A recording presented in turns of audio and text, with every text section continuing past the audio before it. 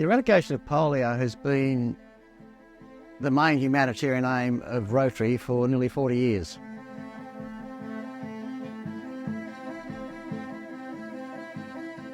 In Zone 8 in Australia and New Zealand, we raise approximately $1 million through personal contributions, club contributions and district funds as well.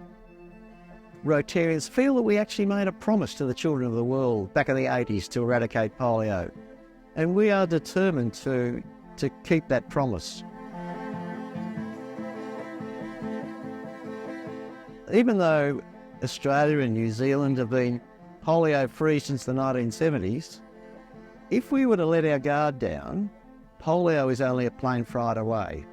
A few years ago, there was a case imported into Melbourne.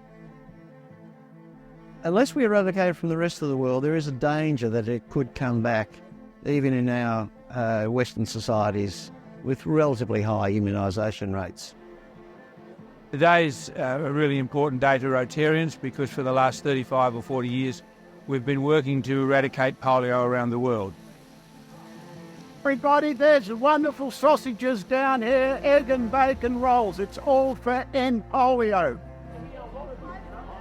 At the moment, we're down to just a few wild cases in the world. These are in Afghanistan and northern Pakistan. Polio eradication started here in Australia in 1979. Now, 35 years later, with so few cases, we still have to vaccinate against polio. So here in Tasmania, we're still fundraising. There are barbecues here in Hobart, in Launceston and in Burnie. And we have celebrations this evening with Rotary meetings all around the state. We've raised quite a few $1,000s each year. Altogether, Rotary has raised $2.5 billion. Here in Hobart, there'll be a cocktail party tonight and celebrate the fact that we've been able to make such a significant difference in a major health area.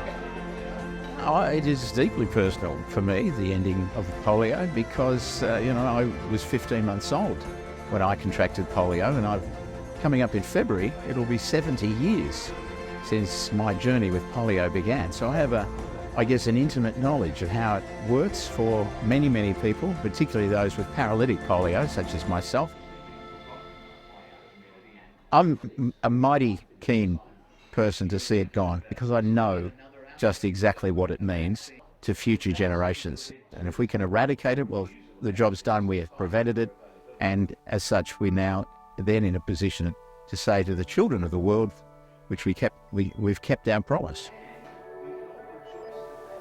I hope that in my efforts to talk to Rotarians and the like, that we can get the job finished.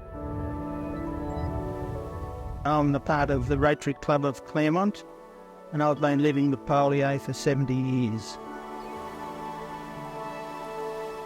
I was approximately 2 years old.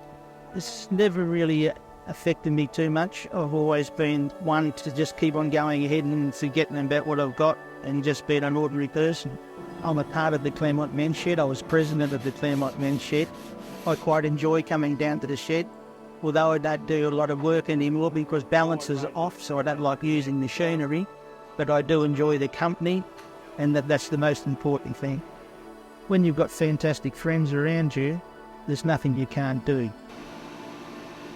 These days I'm back on crutches after having about 30 odd years off them. Now with post-polio setting in, it's starting to take me back. So my mobility has slowed up a lot.